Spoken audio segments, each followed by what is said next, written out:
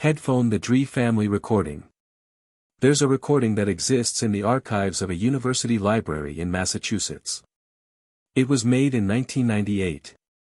On it, you can hear what sounds like a family having dinner. Laughter, the clinking of silverware, and then voices, but they're not speaking English. They're not speaking any known language. The sounds are guttural, clicking, almost mechanical. When linguists analyzed the tape, they found something that made them seal the file. The vocal patterns weren't just unrecognizable, they were physiologically impossible for a human throat to produce naturally.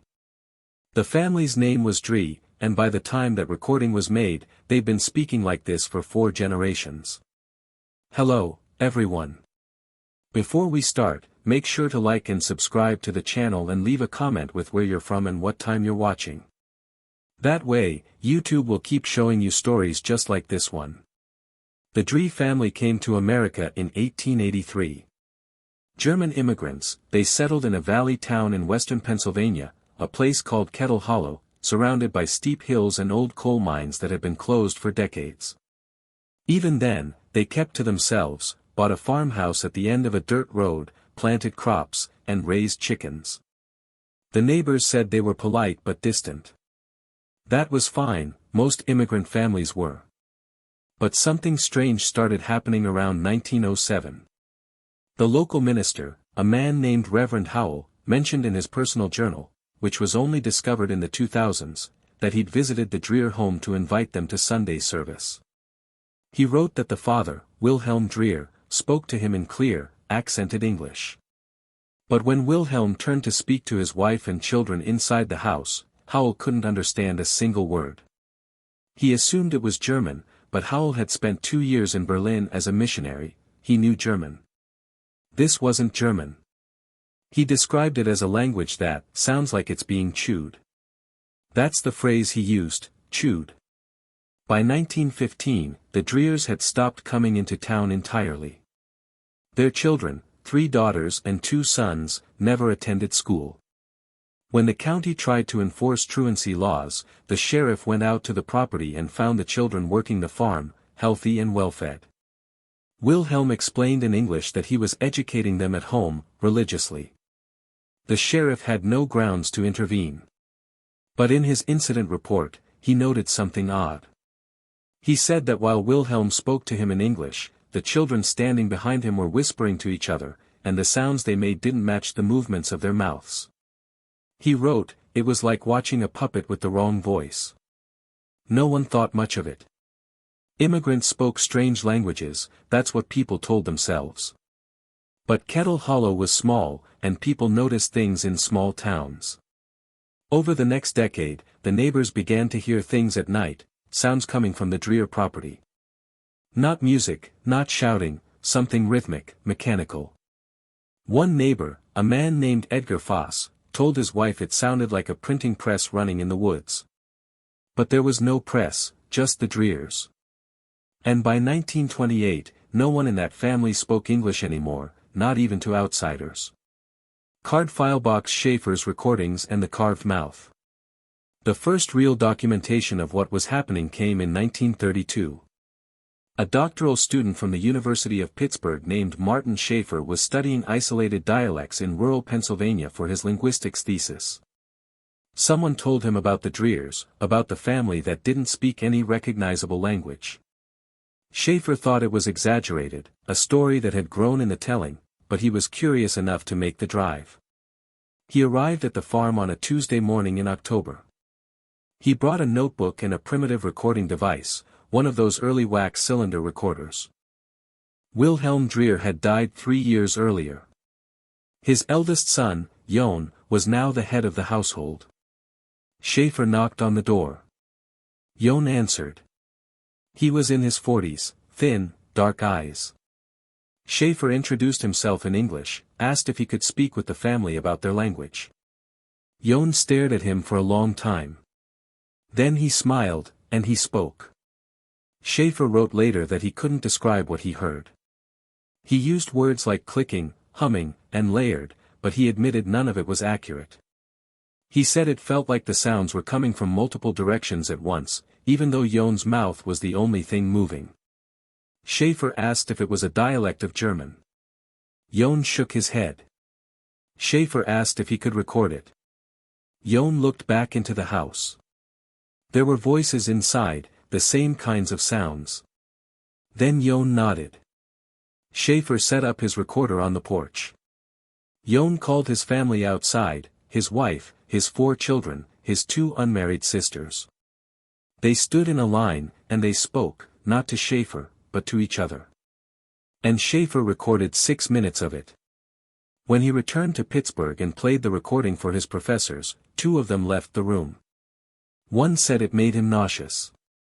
Another said it sounded like a photograph played backward, but with something living inside it. Schaefer's thesis advisor told him to destroy the recording and pick a different subject. Schaefer refused. He returned to Kettle Hollow 4 more times over the next year. On his final visit in the spring of 1933, Jon invited him inside the house. Schaefer described the interior as neat, clean, and completely normal, except for one thing. The walls were covered in symbols, not writing, not letters, but symbols, geometric shapes, intersecting lines, curves that didn't close. Jon's youngest daughter, maybe 9 years old, was drawing them on a piece of paper at the kitchen table. Schaefer asked what they meant.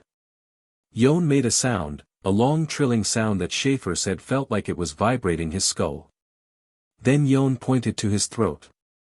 He opened his mouth and Schaefer saw that the inside of Jon's mouth was scarred, deep grooves along the tongue and the roof of the mouth, like someone had carved it. Schaefer never went back. He filed his recordings with the university and refused to discuss the Drehers again. He changed his thesis topic. He became a high school teacher, and in 1961, he burned every note he'd ever taken about that family. His wife found a letter he'd written to himself years later after his death. In it, he said he'd made a mistake going to that house. He said the Drehers weren't speaking a language, they were becoming something a language speaks through. For 30 years, no one else went near the Dreher property. The family stayed isolated. They grew their own food, rarely came to town. When they did, they didn't speak. They'd write things down on slips of paper, orders for supplies, messages, but the handwriting was strange. The letters were formed correctly, but the spacing was wrong. Words ran together or were separated by too much empty space.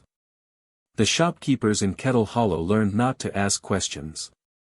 You took their money. You gave them what they wanted. You didn't look them in the eye for too long. Baby, the silent birth and the decision to ignore. But in 1964, something happened that forced the outside world back into the Dreher family's life. One of the children, Jon's granddaughter, a girl named Elise, walked into the Kettle Hollow police station. She was 17. She hadn't been seen in town since she was a toddler, and she wasn't alone. She was pregnant, visibly, maybe 7 months along. The officer on duty, a man named Carl Dennison, later said she walked up to the desk and just stood there, silent. He asked if she needed help. She opened her mouth, and the sound that came out made him step backward into the filing cabinet. He described it as a wet grinding, like stones being rubbed together underwater. She kept making the sound over and over. Her mouth was open, but her lips weren't moving the way they should. Dennis called for the sheriff. When Sheriff Boyd arrived, he tried to calm her down, asked her yes or no questions, told her to nod or shake her head. She didn't respond. She just kept making that sound. Then her water broke right there on the station floor. They rushed her to the county hospital in Uniontown. The delivery was normal, a healthy boy. But when the nurses tried to get Elise to hold the baby, she wouldn't. She turned her face away and she started making sounds again. Different sounds this time, faster, rhythmic. The attending doctor, a man named Peter Cogan, said it sounded like Morse code, but it wasn't. They kept her in the hospital for 3 days. During that time, she didn't speak a single word of English. She didn't cry. She didn't sleep. She just sat in the bed and made sounds, low sounds, constantly. The other patients in the maternity ward complained. They said it felt like the sounds were coming from inside the walls. On the third day, Dreher came to the hospital. He was in his 70s by then, bent, gray. He walked into Elisa's room and closed the door. The nurses said they heard the sound stop, silence for maybe 10 minutes. Then Jon walked out. Elise followed him. She was holding the baby. They left the hospital without signing any discharge papers, without paying, without a word. Sheriff Boyd considered going after them, but he didn't. He later told a reporter off the record in the 1980s that he was afraid of what might happen if he stepped onto that property. He said he'd heard the sounds Elise made and he didn't want to hear them again. The baby's name was entered into the county records as Samuel Dreher. No father listed. But here's the thing. That baby should have been taken by social services. There should have been an investigation. There should have been follow-up. There wasn't. Someone made a decision to let it go. The hospital records were sealed. The police report was filed and forgotten. And the Dreher family disappeared back into the hills. For another 30 years, no one saw them, but people heard them.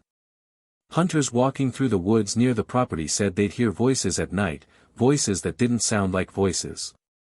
One man, a logger named Raymond Cass, swore he heard a whole conversation happening in the trees above him. But when he looked up, there was nothing there, just branches, just wind. Microscope Portman's discovery and this transmission. The family might have stayed hidden forever if it weren't for a graduate student named Angela Portman. In 1997, she was working on her master's thesis in anthropology at Boston University. Her focus was on linguistic isolation in American families. Someone mentioned the Drehers, an old story, a rural legend. Angela thought it sounded too strange to be true, but she was thorough. She tracked down Martin Schaefer's recordings in the university archives. They'd been mislabeled, filed under damaged audio, and nearly thrown away twice. When she finally got permission to listen to them, she sat in the archive room for 4 hours. She listened to the 6 minutes of recording over and over, and then she vomited in the trash can. She told her advisor that the sounds on the recording didn't match any phonetic structure in any known language family, not Indo-European, not Sino-Tibetan, not Afroasiatic, nothing. But more than that, she said the sounds had a pattern, a mathematical pattern. She ran the audio through a spectrographic analysis. What she found made her drop her thesis and start over. The waveforms weren't random. They were repetitive, symmetrical, like a fractal. She said it looked like the audio equivalent of a spiral staircase that never stops descending. She wrote in her notes, "This isn't language. This is structure pretending to be language." Angela decided she had to go to Kettle Hollow. She had to meet the Drehers. Her advisor tried to stop her, told her the project was too dangerous, too unverifiable. But Angela was stubborn. In May of 1998, she drove to Pennsylvania. She brought a digital audio recorder, a video camera, and a list of questions she'd prepared in both English and German. She found the Dreher property at the end of the same dirt road Schaefer had walked down 65 years earlier. The farmhouse was still standing, barely. The paint was gone. The porch was sagging. But there was smoke coming from the chimney. Someone was home. She knocked. A man answered. It was Samuel. The baby born in the police station. He was 33 years old, tall, pale. His eyes were very dark. Angela introduced herself, explained her research, asked if she could speak with the family. Samuel stared at her. Then he turned his head and called into the house. The sound he made was not a word. It was layered, 3 tones at once, high, mid, and low, all from the same throat. Angela said later that she felt it in her chest, like a pressure change before a storm. 3 more people came to the door, an older woman, 2 younger men, all of them staring. Angela asked again in English if she could ask them some questions. The older woman opened her mouth, and what came out made Angela's camera fall from her hands. She described it as the sound of a computer trying to scream. Metallic, modulated, chopped into fragments that shouldn't have been able to come from a human body. Angela picked up her camera. She turned on her audio recorder and she stayed for 40 minutes. She recorded everything. The family didn't speak to her in English. They didn't try to communicate with her at all. They just spoke to each other, and the sounds they made were impossible. If you're still watching, you're already braver than most. Tell us in the comments what would you have done if this was your bloodline. Angela left the property shaking. She said later that she couldn't explain what she'd felt in that house. It wasn't fear exactly. It was wrongness. Like standing too close to a piece of machinery that's running at the wrong speed. She drove straight back to Boston. Didn't stop. Didn't sleep. When she got to her apartment, she locked the door and played back the recordings. What she heard made her call her advisor at 2 o'clock in the morning. She told him, they're not just speaking a different language, they're speaking with different anatomy. She uploaded the audio to her computer and ran it through every analysis program she could find. Pitch tracking, formant analysis, vocal tract modeling. The results were consistent. The sounds on the recording required a vocal apparatus that didn't match human physiology. The frequencies were too low and too high at the same time. The harmonics overlapped in ways that shouldn't be possible without electronic modulation. But there was no equipment in that house, no speakers, no devices, just 4 people and their throats. Angela contacted a laryngologist at Massachusetts General Hospital, a doctor named Raymond Sutter, who specialized in vocal cord disorders. She played him 30 seconds of the recording. He listened, then he asked her to turn it off. He said the sound she was playing couldn't be produced by a healthy human larynx. The vocal folds would have to vibrate in opposite directions simultaneously. The epiglottis would have to open and close in a pattern that would cause choking. He said if someone tried to make those sounds intentionally, they'd damage their throat in seconds. But the people on the recording weren't damaged. They were speaking fluidly, continuously for 40 minutes. Sutter asked Angela where the recording came from. She told him. He was quiet for a long time.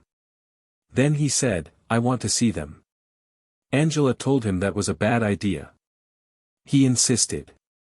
So in August of 1998, Angela and Dr. Sutter drove to Kettle Hollow together.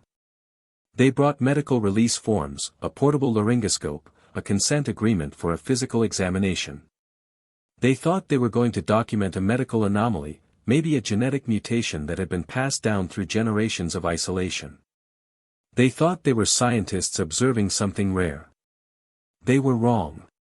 When they arrived at the property, Samuel was standing in the yard waiting, like he knew they were coming. Angela called out to him. He didn't respond. He just turned and walked into the house. Angela and Dr. Sutter followed. Inside, the family was sitting around the kitchen table. All of them. Samuel, the older woman, the 2 younger men, and 3 children. Angela hadn't seen children the first time. They ranged in age from maybe 5 to 12. All of them silent, all of them staring. Dr. Sutter tried to explain why they were there. He held up the laryngoscope. He spoke slowly, clearly. He said he just wanted to understand how they were able to produce the sounds they made. He said it could help other people, people with vocal disorders. The older woman stood up. She walked over to Dr. Sutter. She was small, frail-looking, but when she opened her mouth, Angela said the air in the room changed. It got heavier. The sound that came out wasn't directed at them. It was directed past them, through them. And the children responded, all 3 of them in unison. The same sound, perfectly synchronized. Dr. Sutter dropped the laryngoscope. He backed toward the door, but Samuel moved faster. He stepped in front of the exit and he spoke. This time, the sound had words in it, English words, but they were buried inside something else. Something that wrapped around them like static. Angela only caught pieces. You don't understand what listens. They left. Dr. Sutter didn't speak the entire drive back. When they reached Boston, he told Angela to destroy the recordings, all of them. She refused. He told her that what they'd heard wasn't a language. It was a transmission. He said the Dreher family wasn't speaking to each other. They were repeating something they were hearing, and he didn't want to know what was speaking to them. Globe with meridians, the contamination and the growth. Angela Portman didn't destroy the recordings. Instead, she did something worse. She published them. In November of 1998, she uploaded segments of the audio to an academic forum for linguistic researchers. She wrote a detailed post explaining what she'd found: the isolation of the family, the physiological impossibility of the sounds, the mathematical patterns in the waveforms. She thought she was contributing to scientific knowledge. Within 48 hours, the forum administrators deleted her post. Her university email was suspended, and she received a visit from two men who identified themselves as representatives from the Department of Health and Human Services. They sat in her apartment and asked her questions. One of the men, she never learned his name, told her that the Dreher family had been under quiet observation since 1964, that there were files, incident reports, medical anomalies going back generations. He said the family wasn't dangerous in the traditional sense, but they were contaminated. That was the word he used, contaminated. He told her that in 1971, a state social worker had gone to the property to check on the children, a standard welfare visit. She'd stayed for less than 20 minutes. 3 weeks later, she stopped speaking English. She started making sounds, clicking sounds. Her family thought she'd had a stroke, but the neurologists found nothing wrong with her brain. Her vocal cords were undamaged. She just couldn't stop making the sounds. Within 6 months, her husband started doing it, too, then her daughter. They were institutionalized separately, all three of them, and they're still alive, still making sounds. The man told Angela this without emotion, like he was reading from a report.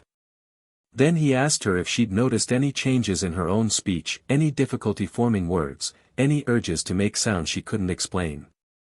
Angela said no. He didn't believe her. They made her agree to weekly check-ins with a physician, cognitive tests, audio recordings of her speaking. They told her if she published anything else about the Drehers, if she shared the recordings again, if she contacted any member of the family, she would be detained under public health statutes. Angela spent the next 6 months in her apartment, barely sleeping, listening to herself speak into a recorder every night, terrified that she'd hear something that wasn't her voice. But nothing happened. She stayed normal. Her speech stayed normal, and eventually the check-in stopped. But in 2004, she got a phone call. It was from a historical society in Pennsylvania. They were doing a county records project, digitizing old documents, and they'd found something. A death certificate. Jon Dreher died March of 2003. Natural causes, buried on the family property. But here's what made them call Angela. The certificate listed surviving family members, and there were 32 names, 32 people living on that property in a farmhouse that could barely hold 8. Angela didn't go back, but she started searching obituaries, property records, hospital admissions, and she found a pattern. Every 10 years or so, a member of the Dreher family would appear in some public record, a birth certificate, a medical visit, a traffic citation, and each time the number of people in the family had grown. Not through marriages. There were no marriage licenses. Not through adoptions. There were no legal adoptions. The family was just expanding. She also found something else. In 2007, a hiker went missing near Kettle Hollow. A man named Dennis Kurtz. Search and rescue looked for him for 2 weeks. They found his campsite, his gear, his truck, but no body. 6 months later, a ranger saw someone matching Kurtz's description, walking on the road near the Dreher property. The ranger called out to him. The man turned, stared, and then made a sound, a long warbling sound, and walked into the woods. The ranger didn't follow. He filed a report. It was ignored. Warning the schematic and the message. In 2019, Angela Portman died. Stroke. She was 51 years old. Her belongings were put into storage by her sister, and that's where the recording sat for 3 years until a sound engineer named Marcus Lowe bought the contents of the storage unit at an auction. What he found was a cardboard box labeled Dreher Project. Inside were 3 CDs, 47 pages of notes, and a handwritten letter addressed, "To whoever finds this." The letter was dated 2018. Angela wrote that she'd spent 20 years trying to understand what the Dreher family had become and that she'd finally realized she was asking the wrong question. The question wasn't what they were speaking. It was what had taught them to speak. She wrote that in all her research, she'd found references to similar families, not just in America, in Norway, in rural Japan, in the Scottish Highlands, families that had isolated themselves and slowly over generations stopped speaking human languages. And in every case, the pattern was the same. The sounds became more complex, more layered, more impossible, and the families grew larger. Angela wrote that she believed the Drehers weren't creating a language. They were learning one. Something was teaching them, and every generation they understood more of it. She ended the letter with a warning. She wrote, "If you're reading this, don't go looking for them. Don't try to record them again because the more you listen, the more it listens back." Marcus Lowe didn't believe any of it. But he was curious about the audio. He played the CDs and he heard what Angela had heard, what Martin Schaefer had heard, the sounds that shouldn't exist.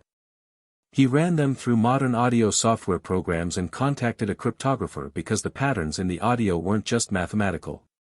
They were encrypted. The sounds contained information, layered data, like a signal hidden inside noise.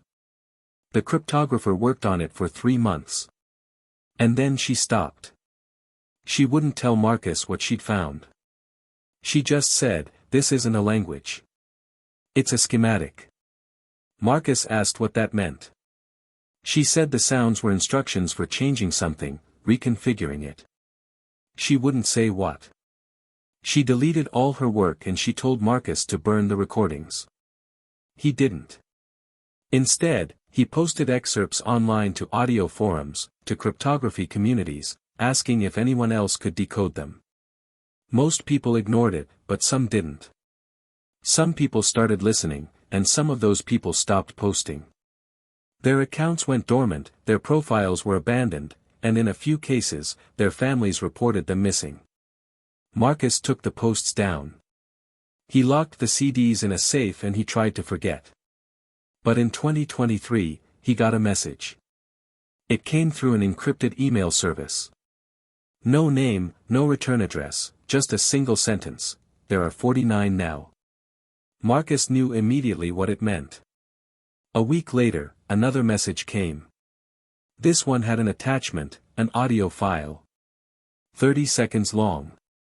Marcus played it and he heard a voice, human, speaking English, but wrapped inside those impossible layered sounds. And the voice said his name. It said, "Marcus, we know you're listening." He destroyed the CDs, burned Angela's notes, deleted every file, and he moved across the country. The Dreher property still exists. It's still occupied. And as of 2024, county records list 63 people living there in a farmhouse that should hold 8. No one goes near it anymore. The last known photograph of anyone from the Dreher family was taken by a trail camera in 2022. It shows 3 people standing at the edge of the tree line near the property, 2 adults and a child. Their mouths are open, all of them. And if you look closely at the image, you can see something. Their throats are moving in ways throats shouldn't move. Like there's something else inside. In the metadata of that photograph, embedded in the file, there's an audio clip 3 seconds long. The camera's microphone picked up what they were saying. And when audio analysts tried to clean up the recording, they found that the sound contained a message repeated over and over in a frequency just below human hearing. It said, "We are."